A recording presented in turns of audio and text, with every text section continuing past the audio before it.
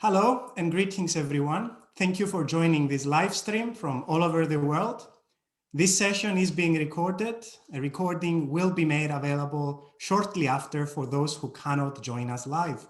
I am Dr. Konstantinos Galouridis, and it is with profound pleasure and honor that I welcome you to our very first episode of Rising Sea Levels, Promoting Climate Justice Through International Law.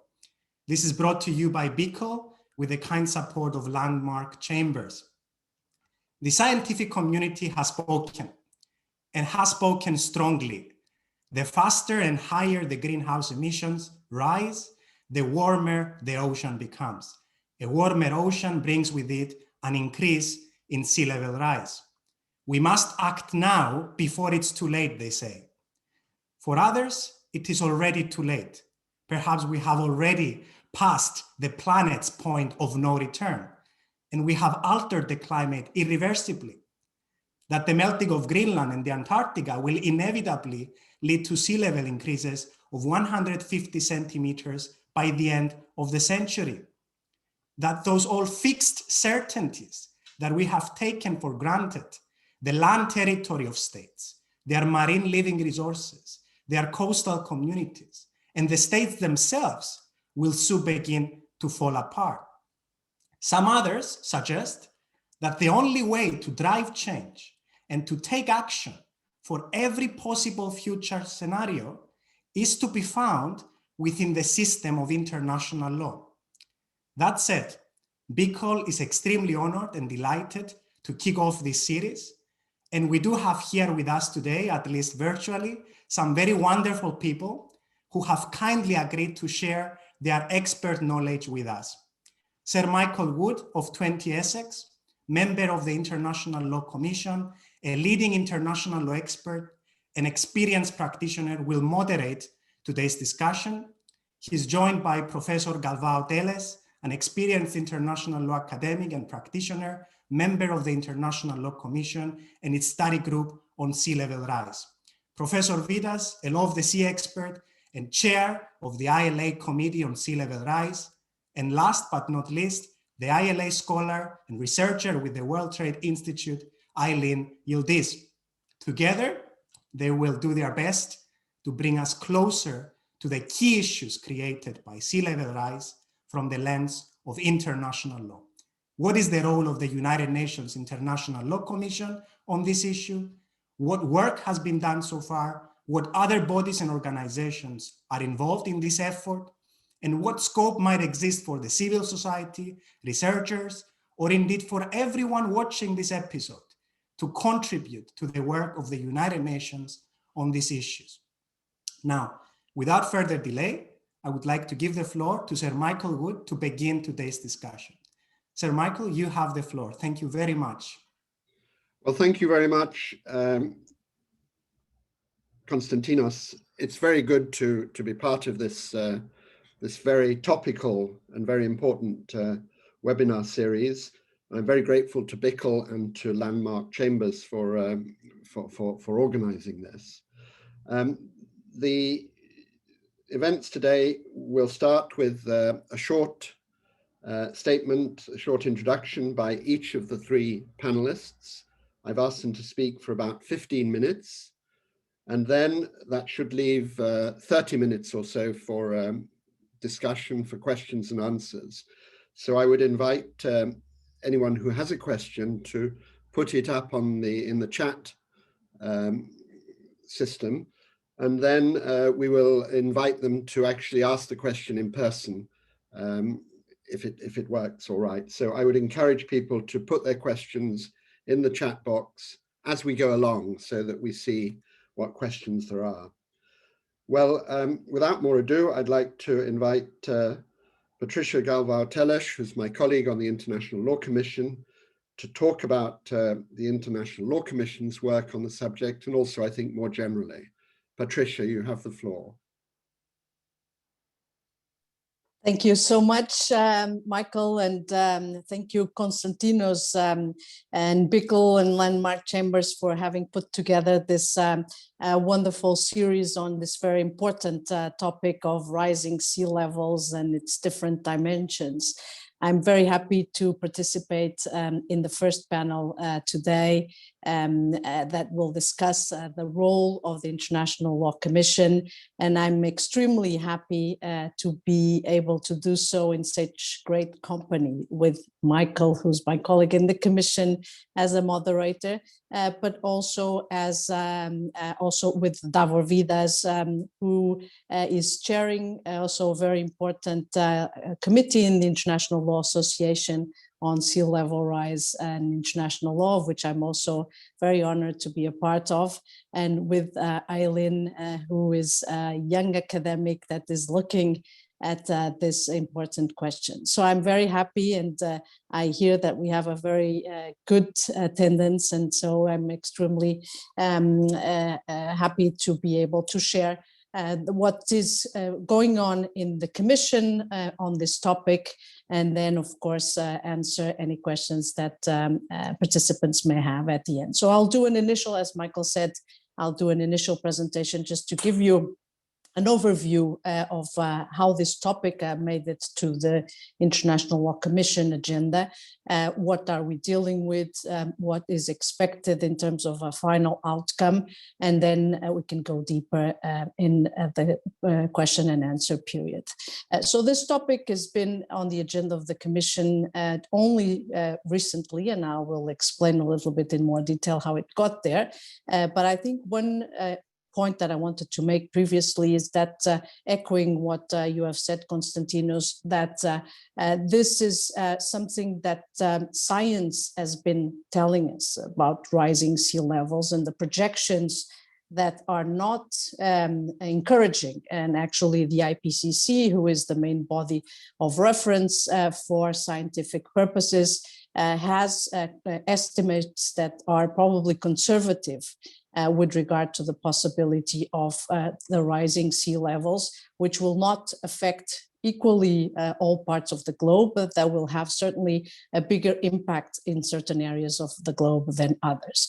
And it's against this context that the International Law Associations has also started working on this topic, and now the International Law Commission is also doing it. So the idea is to look at what is an adverse impact of climate change that will have certainly different effects with regards to state territory, its population, maritime delimitations, and also the survival of some states in some cases, and look at it as it's happening and before the most adverse effects are expected, in order to prepare the international community with legal solutions for this phenomenon. So it's against this background that on the basis also of the work that is already being carried out by the International Law Association, and that I'm sure Davor will detail,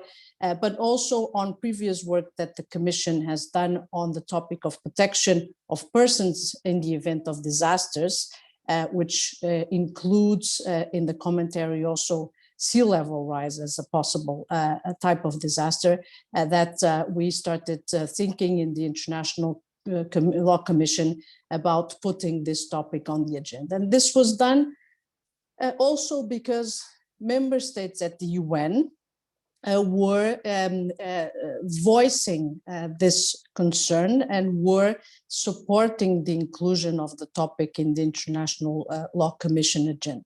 So there was in statements in the General Assembly, at least from the time I was a member or even before becoming a member when we were campaigning in 2016, there was strong support in the General Assembly for including a topic on sea level rise in relation to international law in the agenda of the Commission.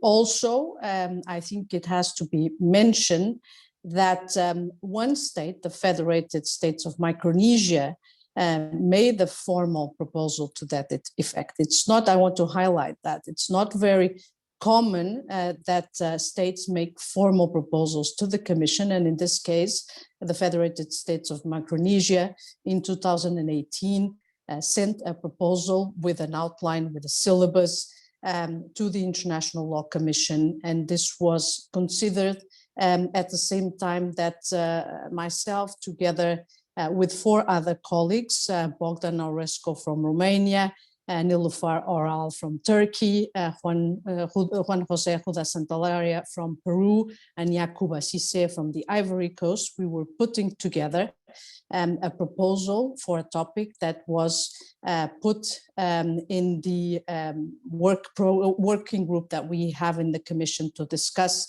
new topics, which is the working group on long-term program of work. And in the summer of 2018, the Commission decided to include in the long-term program of work, and it's available in Annex B of the annual report of that year, the syllabus that contains really the outline, the mandate that the Commission has decided for this topic. Of course, there are different legal issues that arise from sea level rise. We are not pretending to cover all of them, namely the questions of responsibility or liability for sea level rise, questions of environmental impacts, questions of peace and security. The International Law Commission decided not to tackle those issues, and some of them are clearly excluded from the scope of the topic, but we decided to focus on the topics that we think they have an interlinkage, they have a connection with the idea of the state itself, with the 3 elements of the state. That is to say, the question of territory, including maritime territory, the question of the population, and this is the dimension of the protection of persons affected by sea level rise, and the question of the statehood itself, and the question of possible loss of statehood. And so these are the focus, the topics that are being focused by the Commission so far. With this syllabus, the General Assembly, again, in the fall of 2018, expressed great support among states, including, if we look at the statements that were made at the 6th committee that year, when the Commission had initially put the topic on the long-term program of work, there were about 120 states supporting the inclusion of the topic in the agenda of the Commission, and some states asking it to be done as a matter of urgency. So the Commission was quite responsive, and in the summer of 2019 put the topic on the active agenda.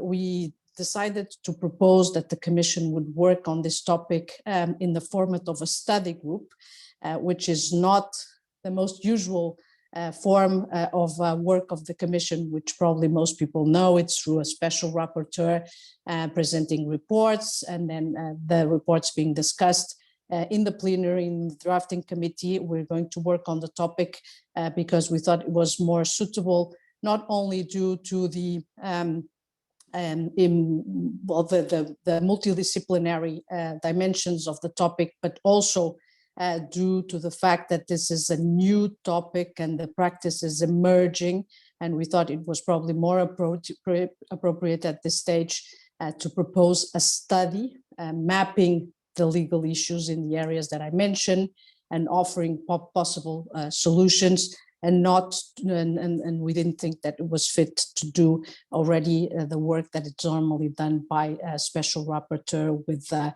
proposal of draft articles of draft conclusions. And so the topic is active in the active agenda since 2019. It's going to be done in the format of a study group. The study group has rotating co-chairs depending on the topic. And so for law of the sea issues, we have Bogdan Aurescu and Ms. Juan Jose Ruda Santolaria has the lead on the statehood dimension, and I have the lead on the protection of persons affected by sea level rise. And we've also decided to start to tackle the issues also in a temporal differentiated way. So the first topic to be tackled is law of the sea, and then afterwards the protection of persons affected by sea level rise and statehood.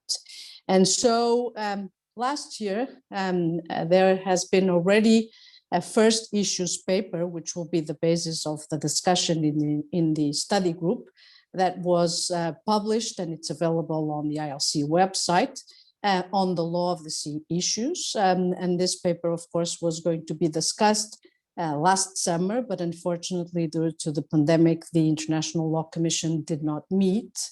And so hopefully, even if we don't meet in person, but we meet only virtually or in a hybrid format, the Commission this summer will discuss the first issues paper on the law of the sea issues. And then next year, and we are already preparing the second issues paper, it will discuss the issues of statehood and protection of persons affected by sea level rise. We have tried to work, and this is a bit also to reply to Constantino's question of how can academic civil society contribute to the work of the Commission. We are trying to work in a very inclusive manner, in the sense that we not only are trying to be in contact as much as possible with member states, and we've held already a number of side events, regional workshops, both involving member states. We are having contact with key stakeholders in terms of international organizations, for example, but we've also tried to do as much as outreach activities such as this one and other similar ones to inform the academic community about what we're doing, and also have had exchanges with experts that are working in the different fields that are covered. And of course, with the International Law Association also, some of the members of the Commission are also involved in the work of the association. And so that's also a very fruitful exchange that we can have with outside bodies such as the International Law Association. The idea, as I said, is to prepare a final report after we do probably 2 rounds of the discussion of the different topics, prepare a final study with conclusions, with recommendations that will then be considered by member states. And about the future of the topic is probably too soon to say, but I'm happy to try to also discuss that question in the question and answer period. I think it's too soon to say what will happen afterwards with what the Commission will do. But the idea, as I said, at this initial stage is to try to clarify, identify, clarify, and provide some conclusions, some recommendations on these 3 sub-aspects of the topic. I think that perhaps one final point that I would mention is that this way of working through a study group that has had a lot of interaction with the member states, with international organizations, with the civil society.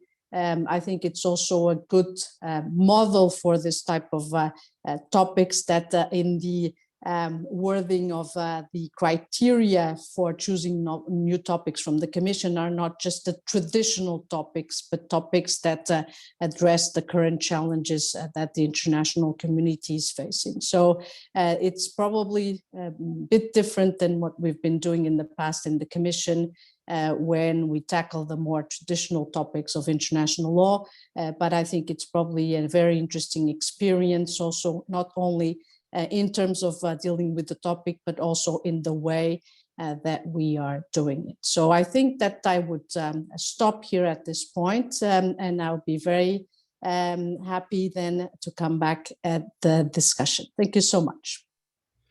Thank you very much, Patricia. I now give the floor to Professor Vidas, who comes from sunny Oslo. It seems to be sunny where you are, which is more than it is here. You're going to talk about the work of the International Law Association. I think it's very interesting that you have 2 bodies, the International Law Commission and the International Law Association, working on a similar issue. That has happened before, and it's been very productive, as Patricia said.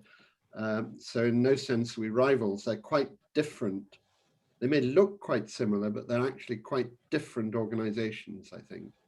So without more ado, I give you the floor, Davo. Thank you very much. And thank you. And it is really a great pleasure to be able to join you for this fine panel. And I think that the British Institute of International and Comparative Law must be commended for devoting a series of 4 panels this month to the issue of rising sea levels and international law. This is the issue area that our committee, the Committee on International Law and Sea Level Rise, has been studying for quite some time already. The committee is one of the current 20 committees of the ILA. It was established in 2012, and it today has many members from ILA branches. I even have a slide about the membership in order not to list them all.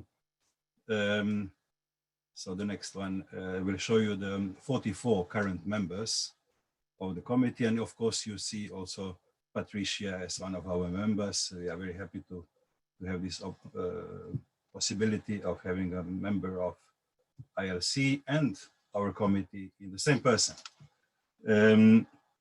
As a sort of an abstract or essence, I would say that our committee is very much about looking ahead and seeing a fundamental change on the horizon, a change for which we must start preparing in advance and must try to do this systematically. This way of looking at options for the development of international law is still perhaps a bit unusual, but facts are changing inevitably, and the law will have to react to this change. International law will have to adapt and likely also change. This is in essence what the work of our committee is about. So let me first say some introductory words about the committee. When, how, and why it was initiated, what are its tasks, what has been done so far, and what remains to be done, and indeed how we might relate to the recently formed ILC study group. Regarding the origins, while we have the reference to sea level rise in the name of the committee, we were in fact not the first international committee of the ILA which was set to study international legal implications of sea level rise. It was the Committee on Baselines under the Law of the Sea, which was formed in 2008. And then it adopted a first major report in 2012 and completed its work in 2018. Part of the original mandate of the Baselines Committee I have on the next slide. You will see that in the committee mandate, it was stated that there is a need to identify, possibly clarify and develop the existing law concerning the normal baseline. Existing, yes. And of course, there is a reference to possible sea level rise that has been predicted, and the effects this may have in particular upon low-lying small island states. But then when the mandate was drafted, we were at the 4th assessment report of the IPCC.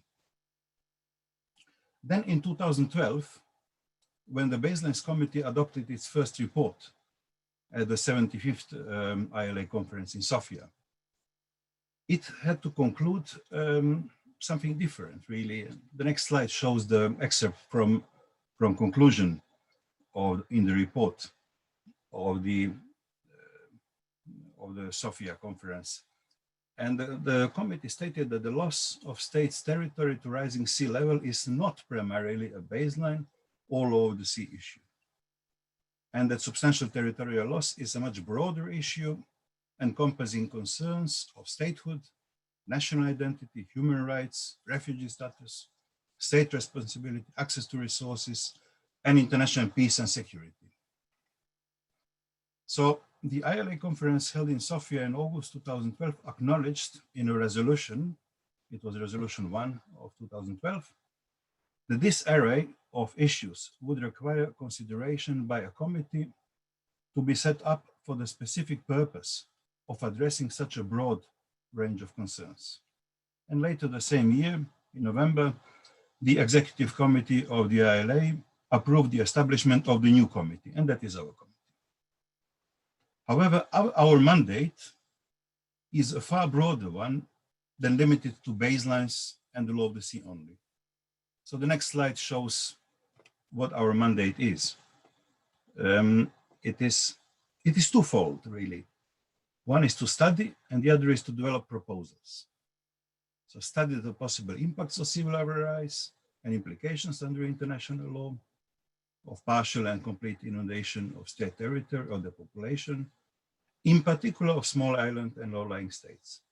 But then also develop proposals for the progressive development of international law in relation to the possible loss of all or parts of state territory and maritime zones due to sea level rise, including the impacts on statehood, nationality, and human rights.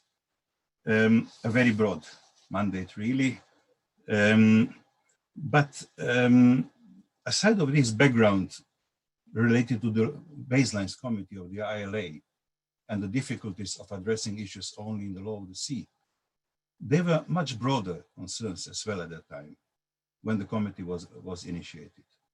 The establishment of the committee was prompted also by, of course, natural science concerns arising at the time about the profound change ongoing in the Earth system, which of course include but are not limited to climate change, and the possible ramifications of those ongoing changes for international law as we know it today. We here speak of difference between a general stability, to which we are used as an overall setting of, we would say, our epoch, the Holocene epoch, the last 11,700 years, if you wish, and a change introduced more recently in those overall conditions, leading us out of the current geological epoch. Scientific debates about this are still ongoing, but it is possible that in a few years from now, also a formalization of the geological change will be adopted, scientifically adopted. There is a geological body working on this issue. So regarding sea level rise, even though the rate of progression for the next few decades is still somewhat uncertain, there is one key fact. Whatever way turned, a serious amount of sea level rise is unavoidable before the end of this century. This is a major change compared to the past 6,000 to 7,000 years. And this change is already inbuilt in the interaction between the atmosphere, oceans, and polar ice. There will be many consequences beyond just international law. But this matter, or this change of facts, is highly relevant for several areas of international law. It requires study interlinking different parts of international law. One such part, of course, as we have seen, is directly related to the law of the sea. It concerns maritime entitlements of states, it concerns the limitation of maritime zones, and ultimately, sea level rise may call into question the conceptual architecture of the maritime zones under today's law of the sea. Attention to this issue has been drawn for many years, really, in international law literature, all since the early 90s. So for the last 30 years. Of course, this is a very complex matter in its own right. And it has been the first in the focus of the scholarship. But as is already well known, the issue of sea level rise may, in certain special situations, such as in particular of some low-lying Pacific and Indian Ocean states, extend far beyond the law of the sea and the determination of baselines and maritime zones of the coastal states. This gives rise to fundamental questions regarding aspects of state territory and statehood under international law. The concept of a defined territory, as we know, is seen as a constituent criterion for statehood. But with the consequences of sea level rise in mind, we may need to look again at this understanding of statehood, or of a sort of international legal personality. Ultimately, the key factor may be the population rather than the territory itself. Small island states are likely to become uninhabitable for other reasons long before they become physically submerged. So do people then resettle as individuals only or as a community? Or indeed, when would a state cease to exist, given the criterion of population in defining statehood? So these questions have far-reaching implications. True, most of them still belong to future. However, that is a future which we are now able to conceive as likely in the coming decades and virtually certain in the current century. That is within a human lifetime. We are no longer talking about some abstract future generations. We are talking about today's young people. Of course, we did not get the rest of the century from the ILA Executive Council to fulfill our mandate. A standard mandate of a committee of the ILA is somewhat shorter. We got initially 4 years and then 4 years more. So we looked how best to do it in 2 rounds. 2014, when we first met in Washington for the ILA conference, to 2018, and 2019 to 2022. 3 main issues to be dealt with by the committee were identified. And next slide shows this identification. They were the law of the sea, forced migration and rights of the affected populations, and issues of statehood and international legal personality.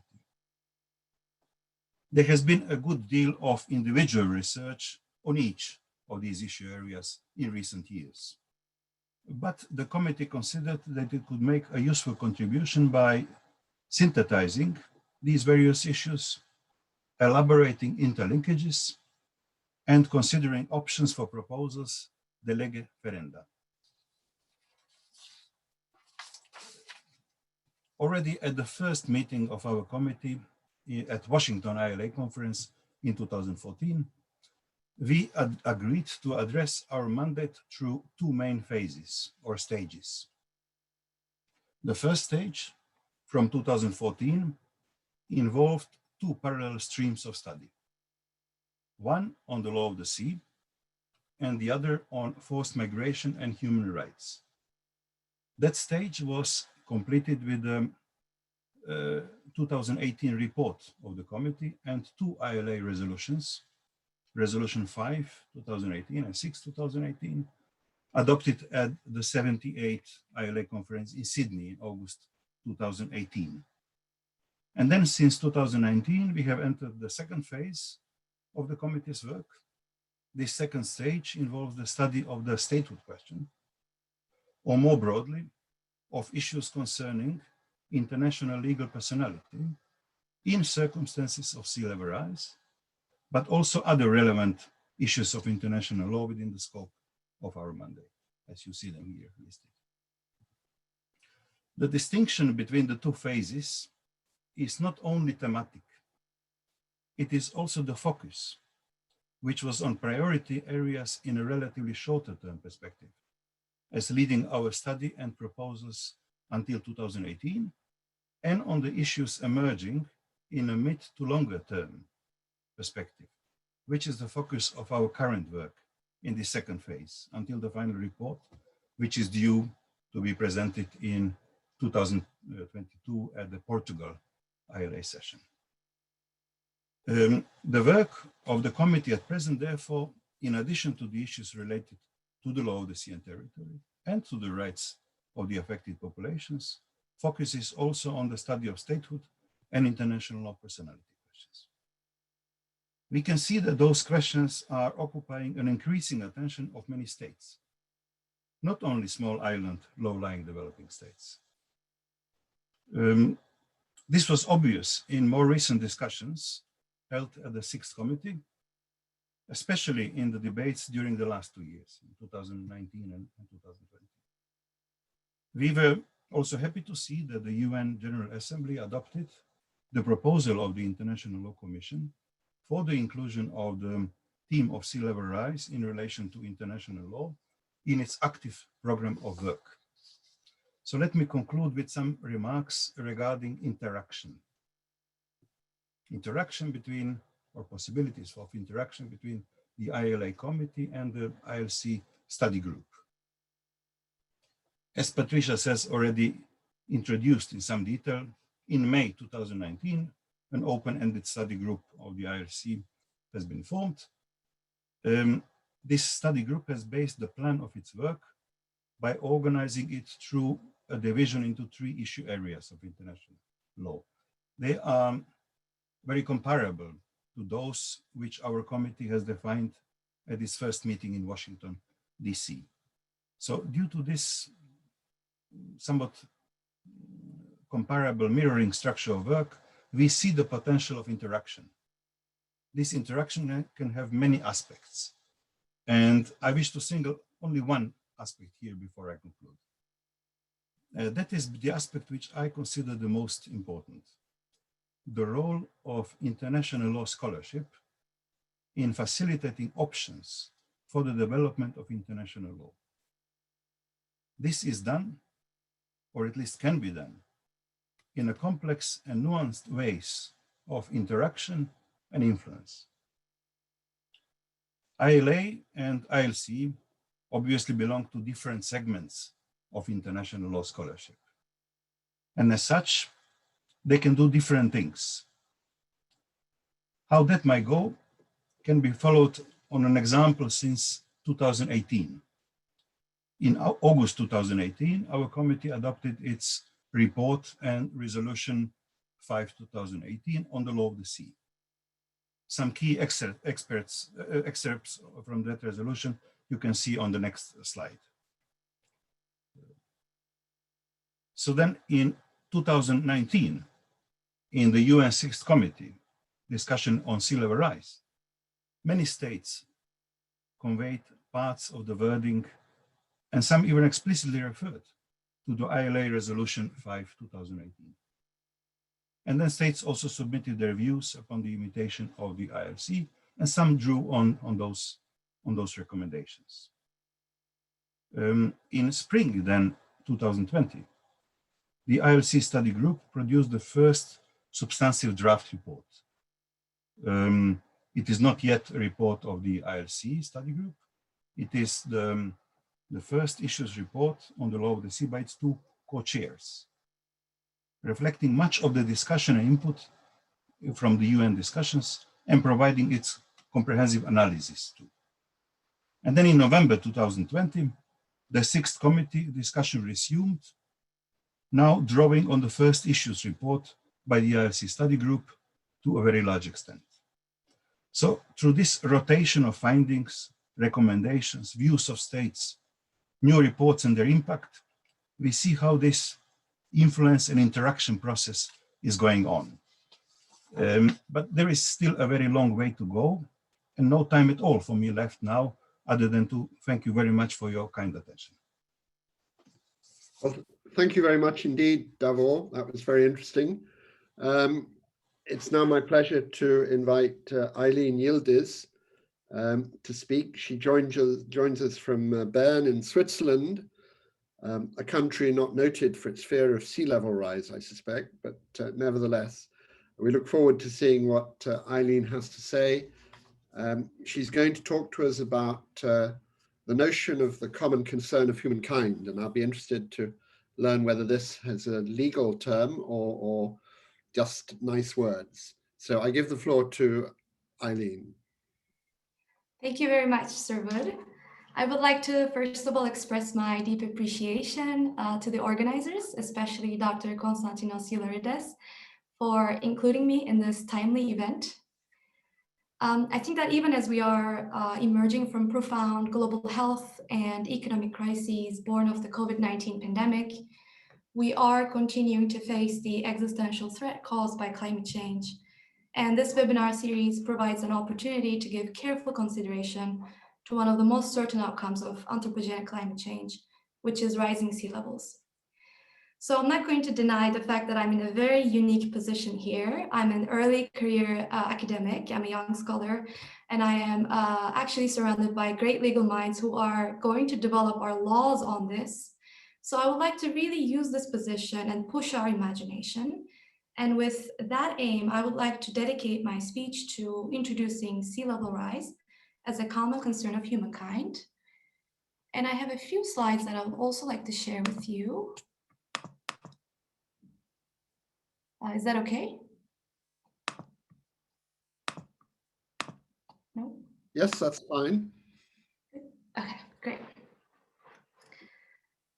So it may be useful at this stage to give a general idea of the common concern of humankind and its expressions in international legal instruments.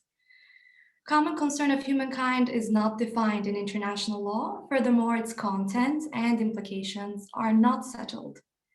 Yet, as I will attempt to demonstrate, this concept has been a source of inspiration in international lawmaking. Some commentators trace common concern back to earlier treaties and arbitral awards addressing problems in shared jurisdiction and resources. However, the key conceptual development of common concern really occurred 1980s onwards. Here, the idea gained ground within the discussion on the environment and development. Importantly, in 1987, the 300-page report of the World Commission on Environment and Development, led by Gro Harlem Brundtland, dedicated a chapter to common concerns. This commission identified poverty, growth, survival, and the economic crisis as the symptoms and causes of common concerns. It further stated that no supranational authority exists to resolve such issues, and the common interest can only be articulated through international cooperation. It added that our ability to promote the common interest in sustainable development is often a product of the relative neglect of economic and social justice within and amongst nations, and that the search for common interest would be less difficult if all development and environmental problems had solutions that would leave everyone better off. This early attempt was followed by the meeting of the group of legal experts convened by UNEP in 1990. The group of experts examined the common concern of humankind in relation to global environmental issues. They acknowledged that the common concern of humankind was accepted as a way out of the controversies of the common heritage principle. The common heritage principle is applicable to common goods and leads to access and exploitation administered under an international regime. This was perceived as an unwanted outcome for natural resources within national jurisdiction. Furthermore, common heritage prescribes the liberty of exploitation and hence is not about conservation. Common concern, on the other hand, showed a universal interest and a shared responsibility in conservation and sustainable use. So opting for the common concern approach, states referred to climate change and biological diversity as common concerns of humankind in the preambles of the UNFCCC and the CBD in 1992. Common concern has since then been adopted in different contexts. In 2001, the preamble of the International Treaty on Plant Genetic Resources termed plant genetic resources for food and agriculture as a common concern for all states. In 2003, the preamble of the UNESCO Convention for the Safeguarding of the Intangible Cultural Heritage included being aware of the universal will and the common concern to safeguard the intangible cultural heritage of humanity. In 2015, the preamble of the Paris Agreement on Climate Change reiterated that climate change is a common concern of humankind. The same year, Sendai Framework for Disaster Risk Reduction phrased the reduction of disaster risk as a common concern of all states. More recently, in 2018, the Global Compact on Refugees phrased the predicament of refugees as a common concern of humankind. In 2020, IUCN proposed the conservation of marine biodiversity to be recognized as a common concern of humankind as a part of the negotiations for the so-called BBNJ, which is the international legally binding instrument under UNCLOS on the conservation and sustainable use of marine biological diversity of areas beyond national jurisdiction. So a few key characteristics can be identified about the content and implications of common concern. First, issues of common concern inevitably transcend the boundaries of a single state and require collective action in response. Ideally, addressing common concerns provides benefits to all states. Thus, the engagement of all countries, societies, and social segments within countries is necessary. Common concern implies and provides the basis for cooperation of all states on matters of a similar importance to all nations.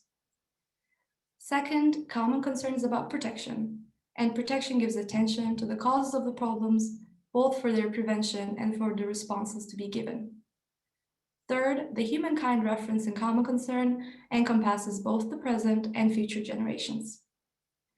Fourth, common concern provides the normative anchor to a treaty regime and applies equitable sharing of responsibility. For instance, common but differentiated responsibility applies in the international climate change regime, whilst the comprehensive refugee response framework applies in situations involving large movements of refugees.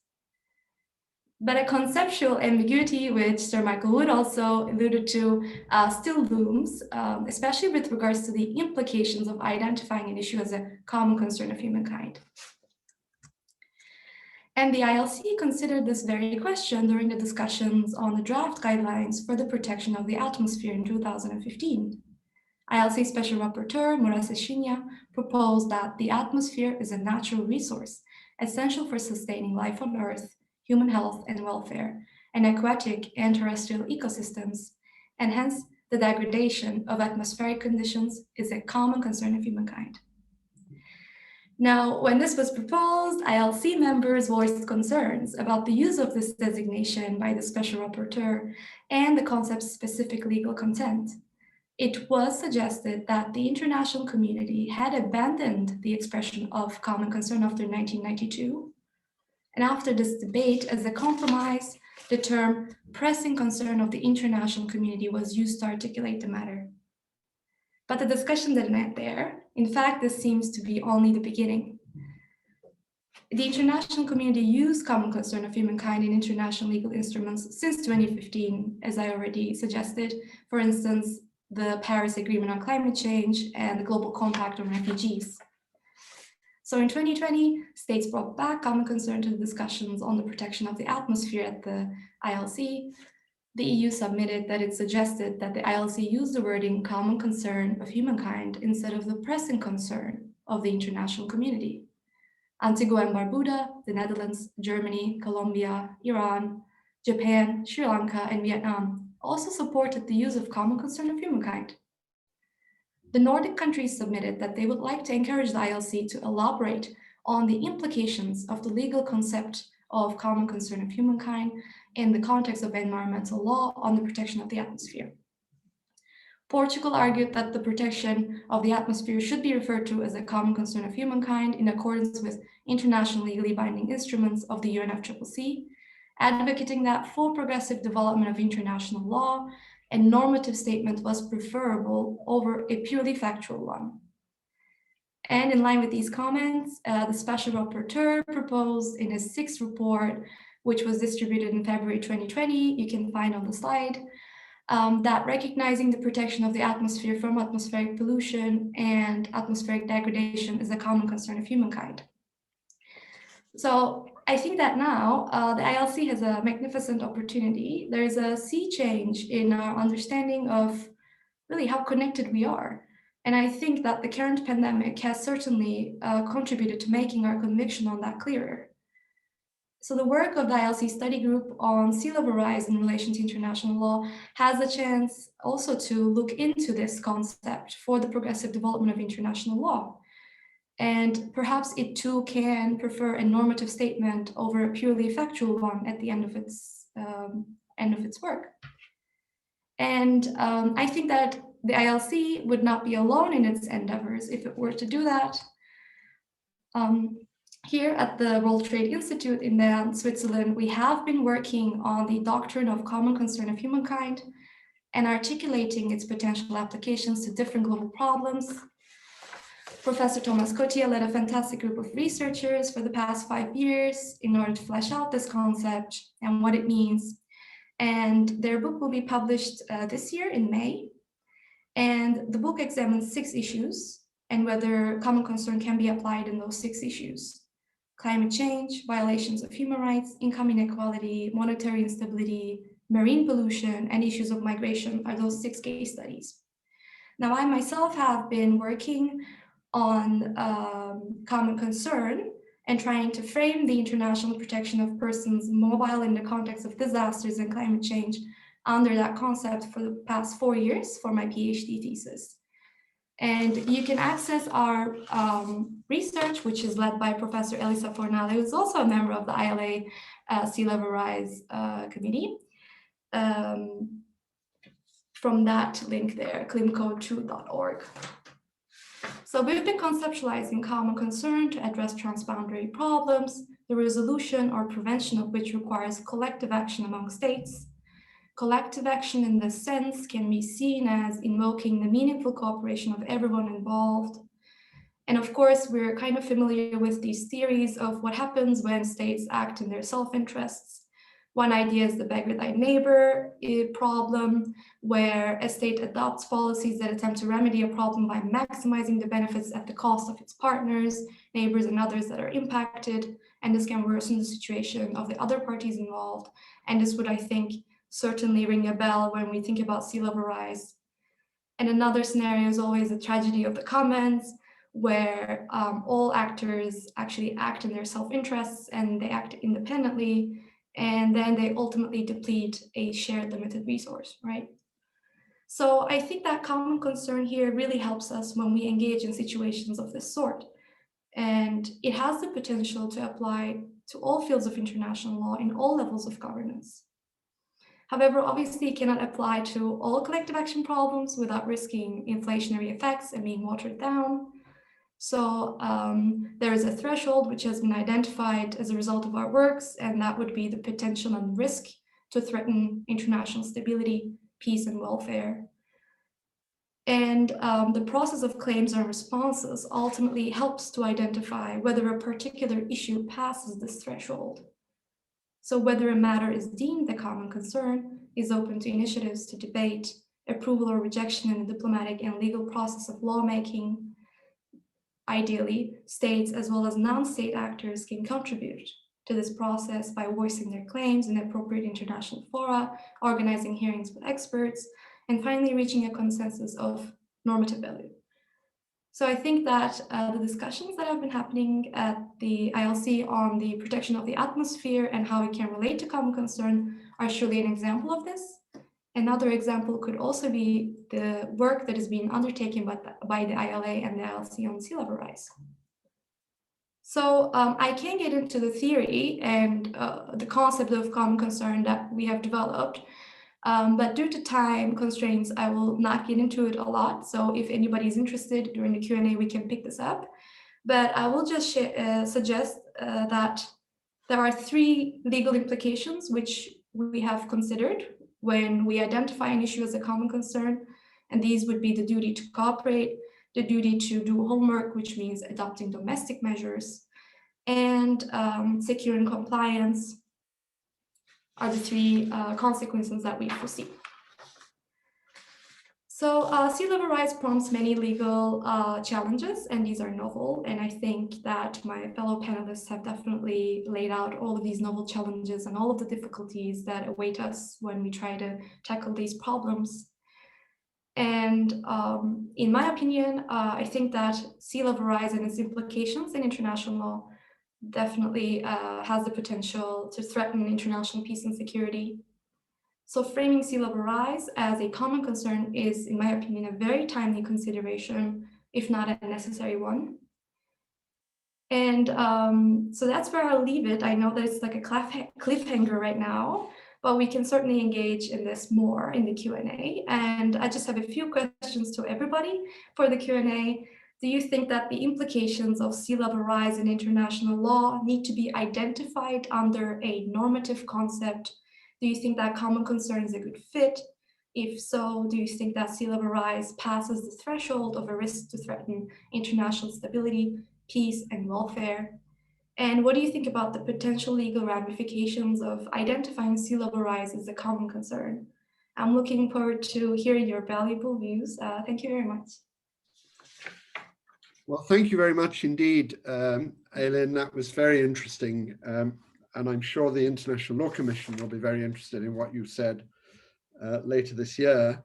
And we look forward to seeing the book. I hope the book can be made available in good time. And we might try to get an advance copy of it to share, because it's obviously going to be your research, and the research that's been done into that by Cotier is obviously very interesting. Now, we already have some questions, and the first one is from Daniela Aresi, and it's very much addressed, I think, to Aileen. So could I invite Daniela to ask her question, if that's possible, please?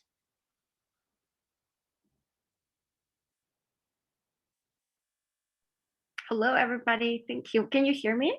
Yes, very well. Thank you. I just wanted to ask a question about the conceptual framework of this concept about common concern of humankind. Where does it operate? What does it, what does it work for? How does it work? Is it a principle? Is it not a principle? So that was my question. Thank you. Aileen, would you like to respond to that? And I'll add a question. What's the difference between a pressing concern of the international community as a whole, which is standard International Law Commission language, and a common concern of mankind? I don't see much difference. Thank you. Aileen. Yeah, thank you very much. So getting to Daniela's question, thank you. So I think that this is a concept which is very much in the making.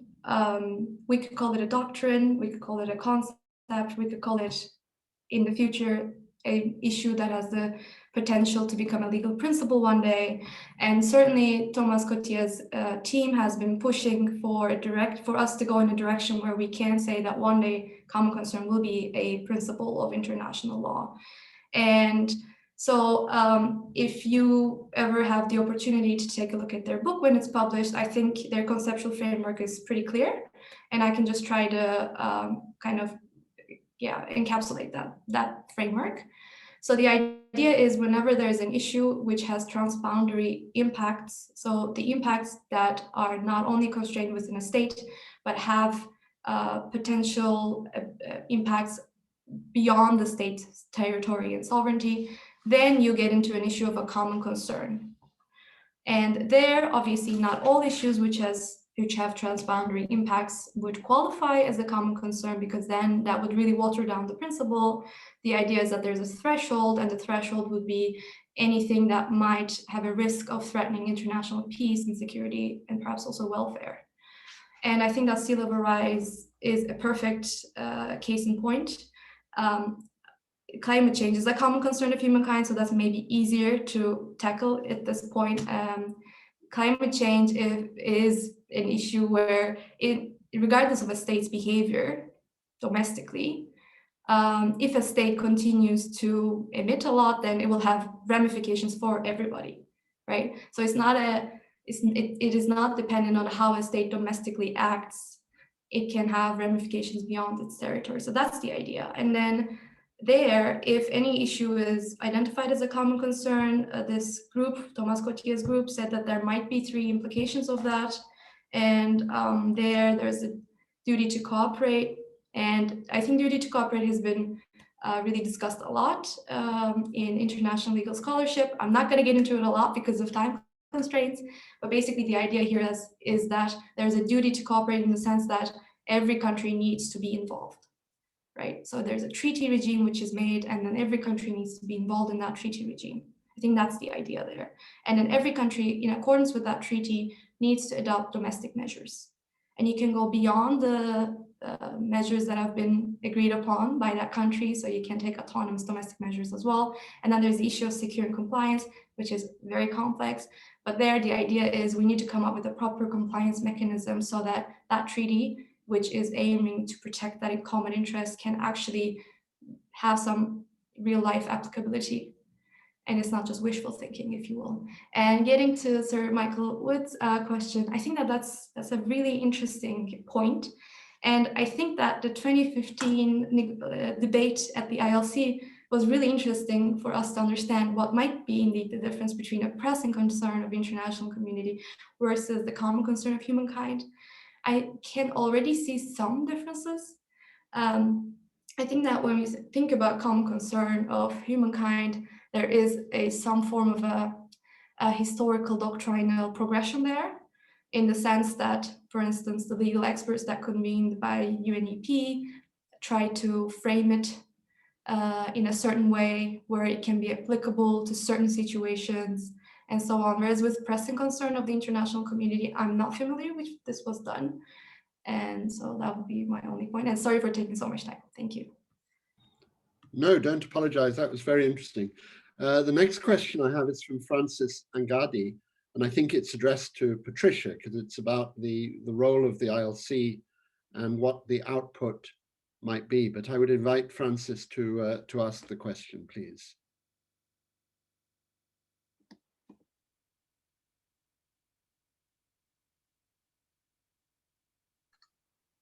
Thank you very much. Is that coming through? Yes, very well, thank you. Thanks for the opportunity to ask the question. I'm interested in just revisiting the idea of the institutional mandate of the International Law Commission to both consider the codification of international law as well as its progressive development. And I was just interested in hearing your thoughts on how the International Law Commission situates this current topic of sea level rise within that overall institutional mandate. And I guess I'm curious because we heard today that from Professor Vidas that some of the challenges of climate change actually call into question the conceptual architecture of international law. But at the same time, some of the law we're dealing with has actually got some maturity to it already, for example, the law of the sea. And so understandably, some states may be concerned about the balance of interests, which is currently protected under that architecture, and it may help to have some clarity as to how the International Law Commission's outputs may position itself to, I guess, increase optimum uptake once they're released. Thanks so much. Thank you very much, and perhaps Patricia would respond to that.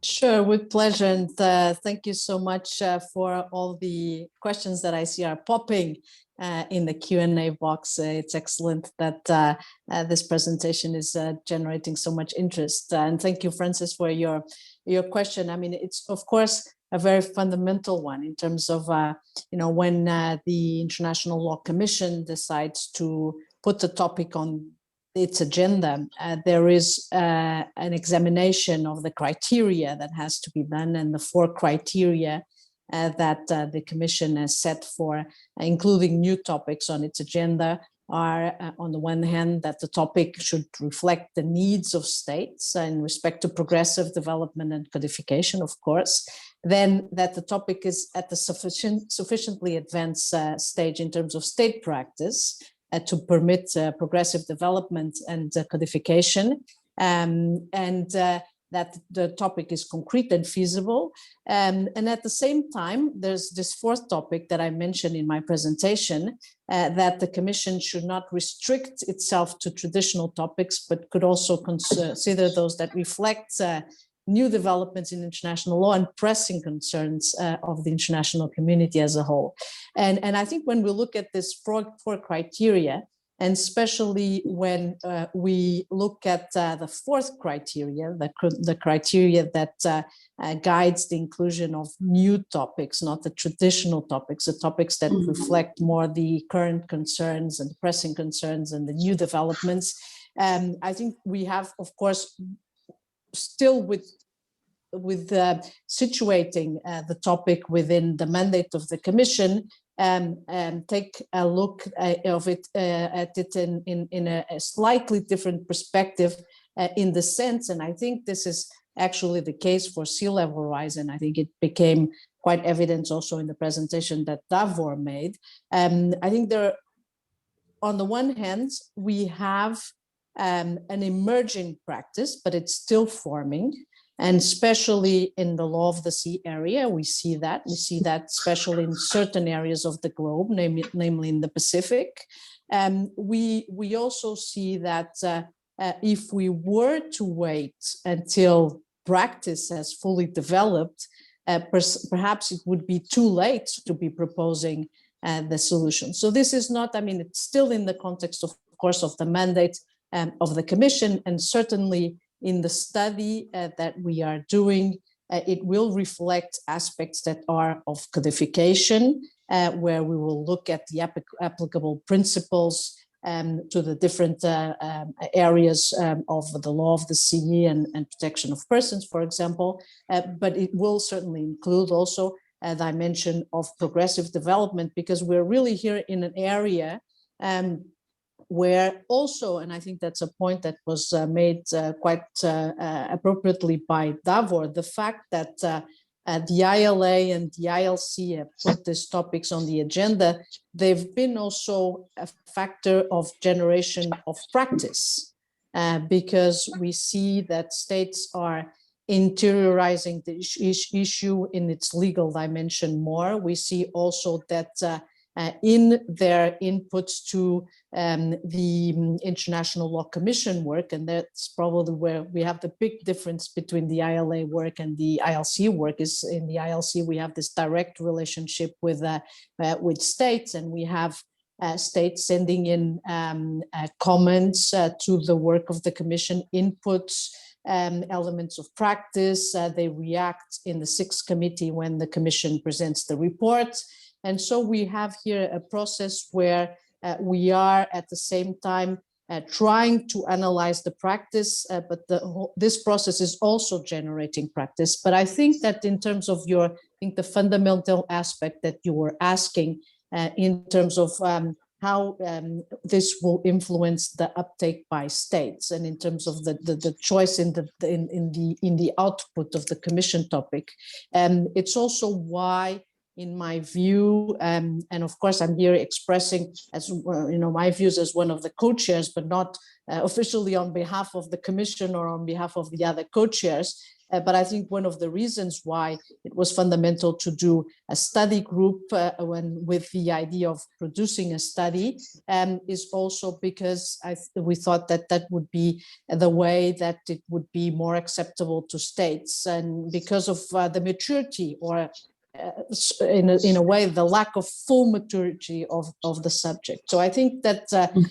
when we do, and we've seen some positive signs already from what after the first issues paper was out last spring, and then although it was not yet discussed, it's not something that had the discussion, the benefit of discussion within the study group and within the Commission, but already states in the 6th committee in the fall, they were discussing in very positive terms in general the paper. So I think the fact that we are trying to elucidate, to map, to come up with an objective study is going to be a key issue in terms of the success, or in terms of a successful uptake by states. Of course, I think this is only the first part of the process.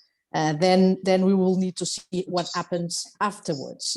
What happens afterwards in terms of whether there's going to be a need to come up with new legal solutions, or if there's going to be a need to come up with revision of certain existent legal solutions, and how that is going to be made. I think that's going to be a next step.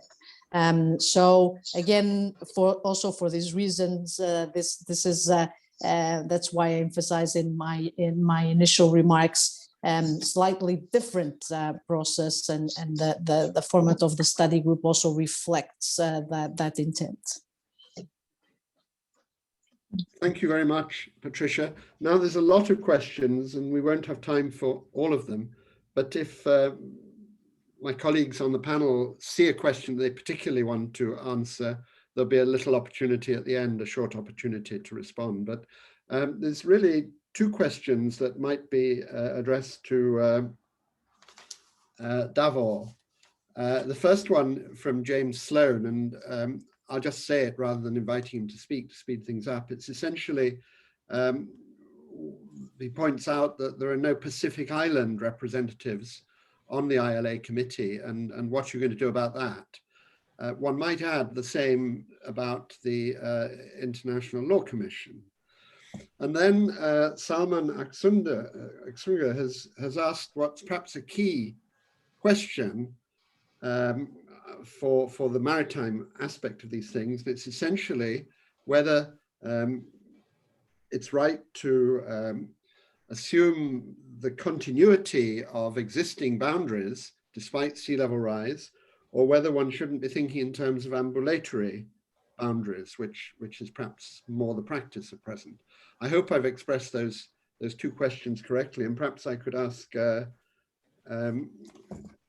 Davor to respond. Thank you. Thank you. Yes, of course. As to the first question, whether how to include representatives of those who are the most concerned, and those are small island developing states. Indeed, we have, but there are two aspects of this question. We have, since our first meeting in Washington, D.C., we have how to include really in the composition of our committee some representatives, experts from the countries concerned. And in that sense, I must say, and with regret, that we haven't really been able to have members from those, be this for organizational reasons, that there are no branches of the ILA, be it for, well, many reasons. But there is, if one would say, there is also one advantage of those Zoom conferences and of this unhappy time in which we are in Corona situation, that there have been many online conferences where, for instance, especially David Freeston has taken part, who is a co-rapporteur on the law of the sea questions, and where there were possible interactions with members of the Pacific Island Forum states and others, therefore including expertise, including people from government, but also experts, in discussions of the findings. So that is one way. Of course, it is not being formally included in the ILA, but there is a way of exchange of opinions and views. And then what is very important is a different form of interaction. And that is what Patricia has mentioned already, the interaction between international law scholarship in any of its forms, be it ILA, be it ILC also as a state empowered body, or individual scholars, and the views from states which we see emerging and consolidating to some extent already through UN discussions, through submissions to the ILC. So there are many aspects of this inclusion, many ways of interaction. Turning to the basic one, which was asked in the question, why don't we have a member? We would really appreciate and like very much to have a member or several members from those countries. Unfortunately, we do not have, but everybody is free to join our committee. Now, as to the second question about continuity, I understood the question referred both to the continuity of statehood and to the continuity of maritime zones. Now, these are two different questions, and we have approached them fundamentally differently. And I think this links also to the question which Frances had earlier on about architecture, conceptual architecture of international law, if you wish, now law of the sea more directly. What we did was to approach this architecture in two ways. And I've mentioned introductory shorter term focus of in our first 4 years, and mid to longer term perspective in the second. Shorter term and mid to longer term are not only temporally understood, they are also situationally understood, or as consequences. So what one does really when addressing continuity is to look them through those two different prisms. In shorter term, we have proposed measures which are written in our recommendations and in our report. Basically, this is maintenance of existing entitlements. And there are very strong reasons for this in the overall objectives of international law and also the Law of the Sea Convention. There are paramount objectives of legal stability, of certainty, of avoidance of conflicts. So in a shorter term, maintenance of the existing legal situation contributes definitely to those objectives. Now the question is whether in the mid to longer term, where you have a far more considerable changes, whether this would still contribute to avoidance of conflicts or whether it would facilitate conflicts. That is a question. We didn't know that yet, of course, but this is our thinking in the longer term. So continuity has two different phases here. Avoidance of conflicts, guaranteeing legal stability and certainty, they have to be looked on to two different prisms. I think I would stop here for now. Well, thank you very much.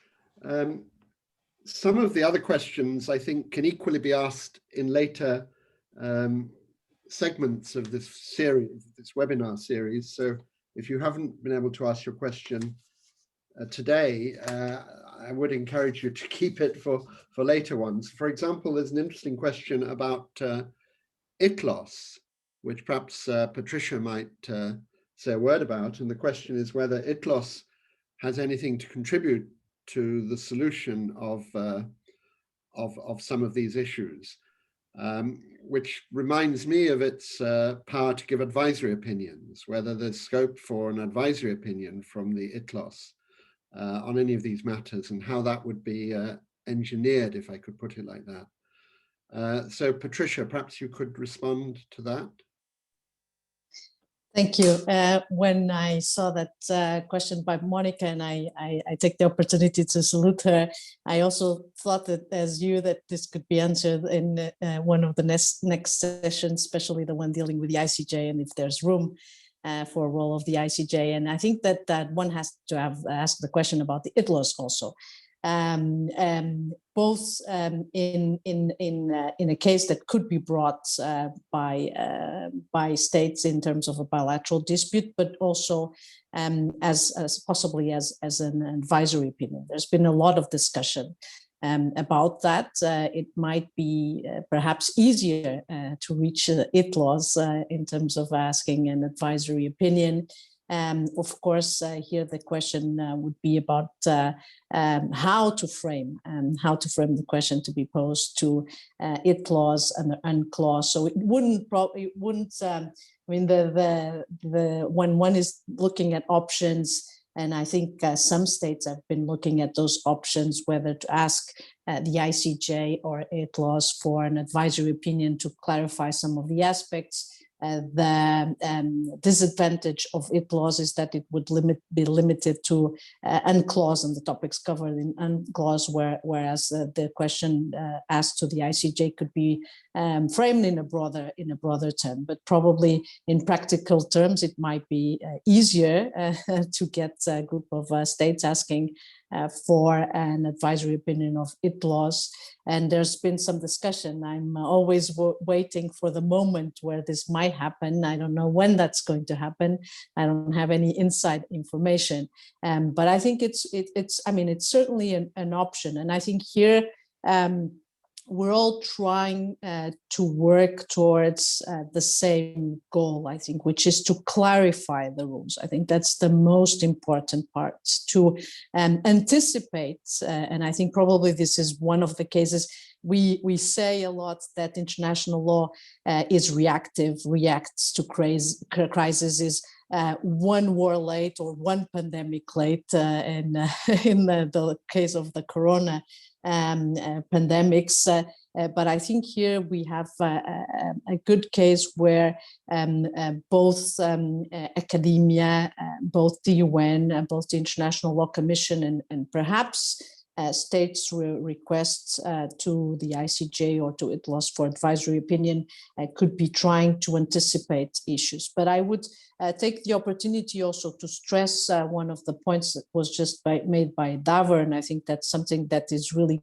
guiding all this work, which is the question of predictability, stability, security in the legal solutions and the legal positions, and I think that's one of the key issue that has to be taken into account. And I would stop here because perhaps there's room for a few more questions.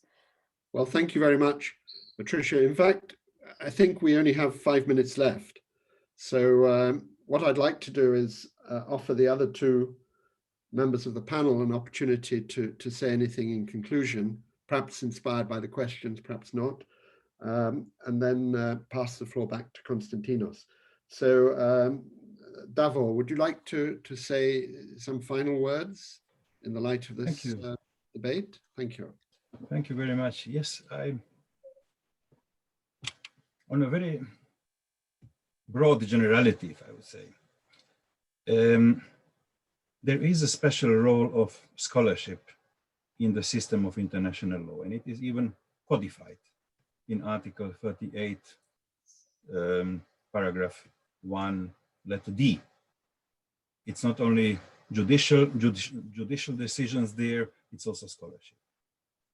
Now we are facing a time where we might not only talk about judge-made law, where there will be an enhanced, I wouldn't say it will be a scholar-made law, but where there will be an enhanced responsibility of international scholarship to act proactively, to be more involved in interaction and influence on the developments in international law sphere. A geological study, a very serious one published very recently, foresees that under the current scenarios of the IPCC, this is business as usual and moderate reduction of emissions. And we are somewhere in between that. We are actually more business as usual. That we will be by around 2040 in the climate parameters of the Pliocene, and that is before all the ice ages, so that we would be 3 million years from now in 20 years. This is enormous, and it is difficult even to comprehend. Therefore, but we know, certainly in the field of sea level rise, that we will be facing rather soon, in decades, a certain, that it is without any doubt that we will have a considerable sea level rise. Therefore, this proactive element and the role of scholarship is of utmost importance. And this example that we have the ILC and the ILA and individual scholars is also, I think, of quite some importance due to mutual interaction possibilities and different ways of impacting the development of international law. It was a very nice study recently published a few years ago by, I think it was Sandesh Sivakumaran in International Law and Comparative Quarterly about international law scholarship, which is of course not a homogeneous category, but through several of its forms, there is a possibility of making an impact. And I think that is a responsibility of international scholarship in these days. So thank you very much for this opportunity to take. Thank you very much, Davor. And finally, if I could ask Aylin to say a few words in conclusion, very briefly if you can, because we're getting up against the limit. Thank you. Thank you. I'll just also emphasize on the theme of inclusiveness, which I think Patricia, Davor, and also you, Michael, have already pointed out again and again. This is really, I think, as young scholars, we should really not leave the burden to our established scholars. We should really do our part. We should contribute. We should research. We should litigate if we have to. We need to really help international legal scholarship to take prudent actions and need to really call for action in our domestic hometowns as well. Thank you very much. Thank you very much, and thank you for being so brief.